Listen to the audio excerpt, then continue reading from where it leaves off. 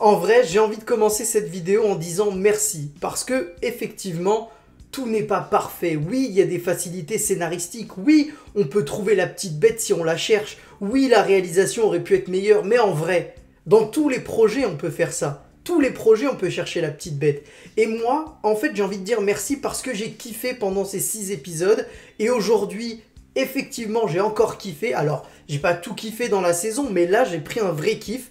J'ai eu des petites larmes dans les yeux à certains moments, donc voilà, j'ai envie de dire merci, j'espère que vous aussi vous avez kiffé, et en fait, si vous n'avez pas kiffé, c'est pas grave, laissez les autres kiffer comme moi, je vais laisser kiffer les gens qui vont adorer Thor Love and Thunder, alors que moi je vais le détester, j'en suis quasiment sûr, mais c'est pas grave, il en faut pour tout le monde, et du coup, voilà, encore une fois, merci Obi-Wan.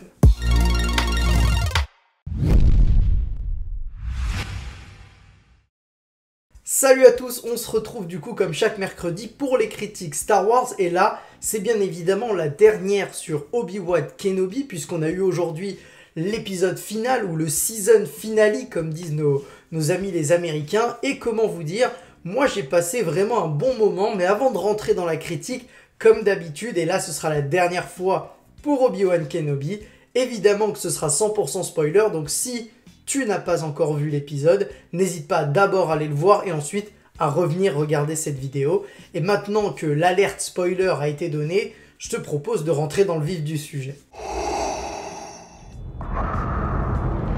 Quand on a vu la fin de l'épisode 5 la semaine dernière, on voyait bien qu'il restait des arcs à conclure, d'autres à peut-être raccorder avec la suite de la saga Star Wars, etc. En tout cas, cet épisode 6 sert clairement à ça, c'est-à-dire que certains arcs vont se terminer, d'autres vont rester en suspens et il y a une ouverture, notamment, pourquoi pas, sur des projets annexes. Quand je dis ça, je parle bien évidemment de la fin de Reva, mais on va y revenir tout à l'heure.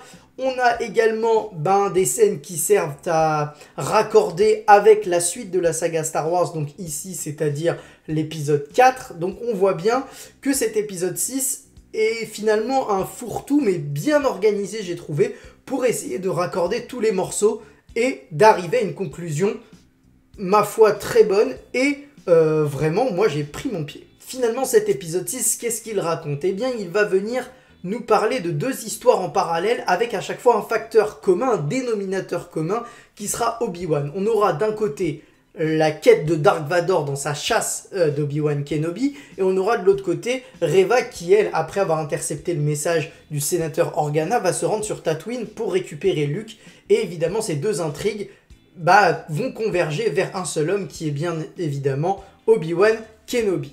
On va commencer du coup par Obi-Wan Kenobi que l'on va retrouver dans le vaisseau avec tous les rescapés qui tentent de fuir de Dark Vador et de toute son armée.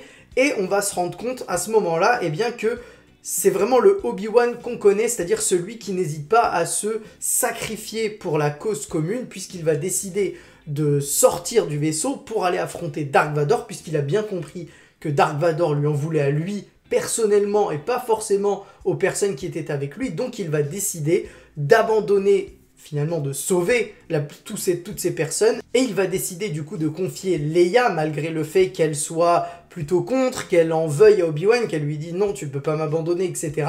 Il va la confier à Aja pour qu'il puisse la ramener à ses parents. Et avant de partir, il va lui offrir un petit cadeau en lui donnant l'étui du blaster de Tala, qui bien évidemment sert de référence à Tala qu'on a perdu dans l'épisode précédent, mais qui rappelle aussi le fait que plus tard, Leia va se servir de blaster pour se défendre.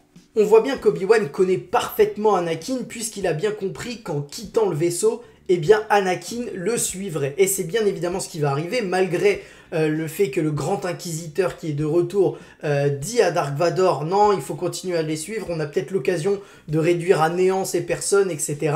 Vador va dire non, nous on va suivre Obi-Wan parce que c'est Obi-Wan qu'il veut. Et ça, le maître Jedi, il a bien compris. Et là, on arrive vraiment à un moment que j'ai adoré, c'est vraiment ce nouveau duel entre Dark Vador et Obi-Wan Kenobi, puisqu'on pouvait s'en douter, évidemment, on en avait déjà eu un, mais bon, on se disait bien que pour le grand final, évidemment que les deux allaient se retrouver et s'affronter, et que ça allait être certainement au-dessus de ce qu'on avait déjà vu.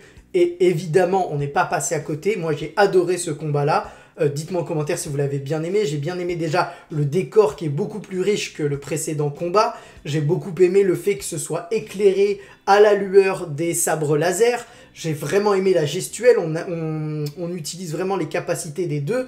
On voit la pose iconique d'Obi-Wan Kenobi avant de combattre. On voit que les deux utilisent la force, mais d'ailleurs, Obi-Wan a retrouvé son plein potentiel, on le voit bien, il arrive à maîtriser la force à ce moment-là, même si Dark Vador lui met d'abord, on va dire, un premier round, il lui met une raclée, et on voit la rage en Anakin contre son ancien maître, puisqu'il va l'ensevelir vivant, vraiment il va l'ensevelir vivant, et là on a le retour du grand Obi-Wan Kenobi, puisque quand il est enseveli, il va se souvenir de Leia, etc., et il va sortir, et là il va retrouver Dark Vador, et on a le deuxième round qui va se mettre en place, qui est pour moi excellent, parce que là on a vraiment les deux qui sont quasi à leur plein potentiel, on va dire.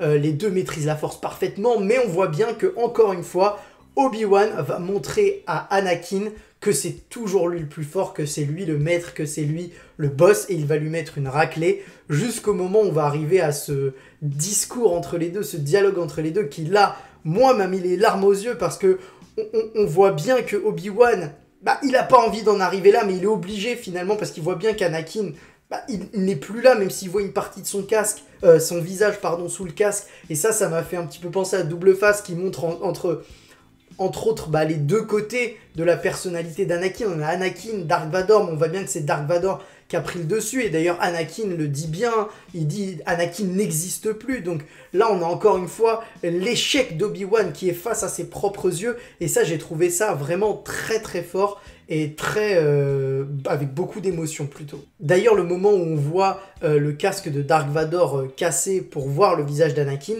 j'ai vu que c'était une référence à la série animée, et on voit bien du coup qu'en live action, on se sert de ce qui a déjà pu être fait en animé, dans les comics, etc. Et on le voit bien. D'ailleurs, si je devais relever un truc de ce combat, c'est la séquence où il est en train de lui envoyer tous les rochers à la gueule pour ensuite, à la fin, terminer en lui explosant le casque. Vraiment, là, on a retrouvé le vrai Obi-Wan, le Obi-Wan badass, le chef de guerre, le général de guerre, vraiment celui qui est un maître Jedi. Et l'issue de ce combat fait parfaitement le lien avec la suite de la saga, puisque beaucoup avaient peur avec ce fameux dialogue, et bien qu'il y ait une incohérence, on voit bien qu'à ce moment-là, lors de leur dernière rencontre, Obi-Wan était bien toujours le maître, puisqu'il vient de l'exploser tout simplement. Avant de venir à la conclusion totale de la série, on va revenir sur Reva, son arc à elle, qui finalement est peut-être celle qui potentiellement aura le droit à un spin-off, une série sur elle, puisqu'on voit bien qu'elle va débarquer sur Tatooine, elle veut récupérer Luke, donc elle va débarquer à la ferme des Lars. Owen et sa femme vont décider de se battre, de se défendre pour défendre leur enfant. Ils vont se battre contre Reva, mais bien évidemment Reva est beaucoup plus forte qu'eux, même si Owen, il arrive à se défendre comme il peut, mais finalement Reva va retrouver Luke, elle va l'avoir face à elle, elle aura l'occasion de le tuer, mais là, à ce moment-là, elle va se souvenir de ce qu'il s'est passé dans le temple au moment où Anakin est entré et a tué tous les petits apprentis Jedi.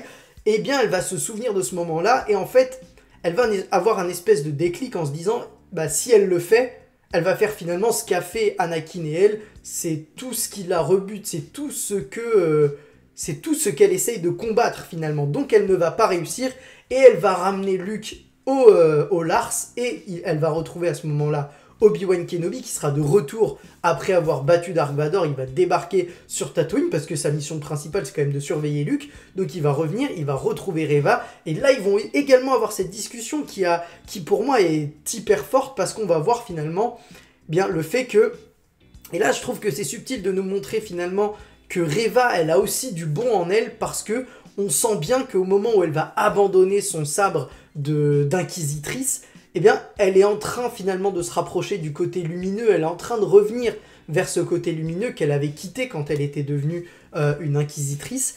Eh bien, du coup, je me dis que peut-être à ce moment-là, on va avoir le droit à un projet sur Reva où elle va avoir cette espèce de rédemption, et pourquoi pas la voir dans des aventures de Jedi, évidemment, qui ne prendrait pas part ensuite dans les suites de la saga Star Wars, puisqu'on ne la voit pas ailleurs bah, que ce soit dans le 4, dans le 5, dans le 6, dans le 7, dans le 8, dans le 9, on la voit pas. Donc évidemment que son histoire pourrait avoir lieu en parallèle rapidement, mais que ce n'est pas d'incidence sur la suite de la saga. Moi personnellement, j'ai bien aimé le personnage de Reva dans la série, je peux comprendre qu'on ne l'apprécie pas plus que ça.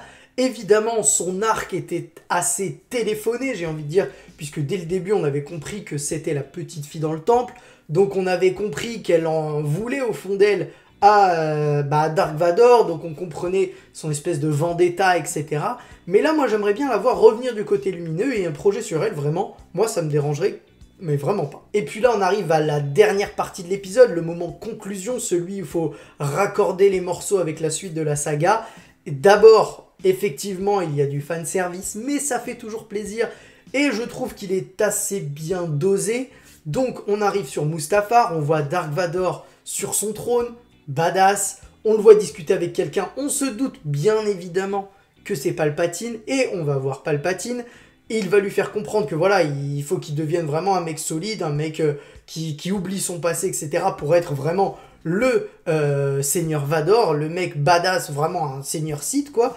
Donc on comprend que Dark Vador, bon bah là, il va monter encore crescendo au niveau de la haine. Ça faisait déjà très plaisir.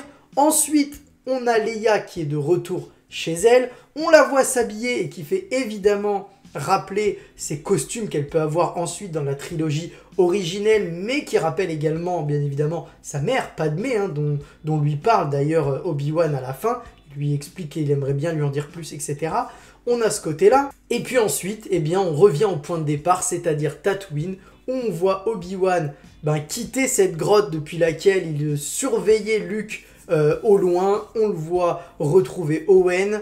On le voit également rencontrer pour la première fois de vive voix Luke, et lui lâche la phrase qui était devenue un mème dans l'épisode 3 quand il dit « Hello there », et bien là il va le redire, donc ça faisait plaisir d'avoir cette petite ref là. Et puis on termine évidemment avec lui qui va dans le désert, plus loin dans le désert de Tatooine, où finalement il rencontrera Luke plus tard, où il va venir lui porter secours.